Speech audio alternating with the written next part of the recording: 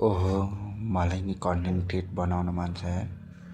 म पनि आजदेखि चाहिँ कन्टेन्ट क्रिएट बनाउनु पर्ला जस्तो छ। म पनि अब चाहिँ गर्छु।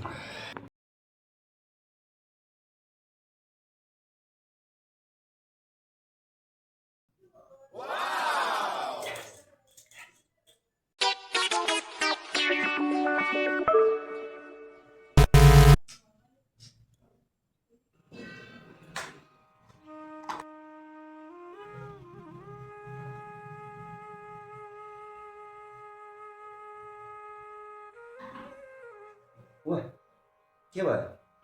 भ्युज आएन कि सब्सक्राइबर बढेन? म भनौँ त्यो दुइटै भएन। मजाक न, छोडिदिन्छु म अब। यत्रो मेहनत गरेँ, न भ्युज आउँछ न लाइक नै आउँछ। छोड छोड। तैँले भिडियो लाइक र भ्युजको लागि बनाएको कि आफ्नो गोल पुरा गर्नलाई बनाएको? सुरुमा कसको चाहिँ धेरै हुन्छ त? सबैको सुरुमा जिरो त हो नि।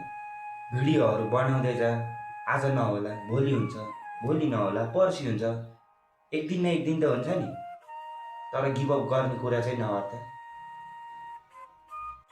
तैँले छोडेको भिडियो बनाउन होइन, तैँले छोडेको त आफ्नै भरोसा हो। तैँले आफैलाई नि यति नि भरोसा गर्दैनस् हो यार। अबदेखि म कन्टिन्यू गर्छु। थ्याङ्क यू यार यस्तो मोटिभेट गरेकोमा। मोटिभेसनले हुँदैन, डिसिप्लिन चाहिन्छ। मोटिभेसन त सर्ट टर्मको लागि हो। यदि लङ टर्म ग्रोथ गर्नु छ भने डिसिप्लिनमा बस्नुपर्छ। मोटिभेसन त आज छ भोलि छैन। के काम पनि आज छ भोलि छैन? त्यस्तो हो नि त। डिसिप्लिनमा बस्नुपर्छ, डिसिप्लिन। अब केही गर्नु पर्दैन, मिनिमममा नि 1 वर्ष जति गर, अनि हेर, अनि फेर भएन भने फेर 1 वर्ष जति गर, तर कन्टिन्यू चाहिँ गर। मान्छेहरू के गर्छ, 99 टाइम्समा गिभअप गर्छन्। के थाहा 100 टाइम्समा सक्सेस पो हुन्छ कि?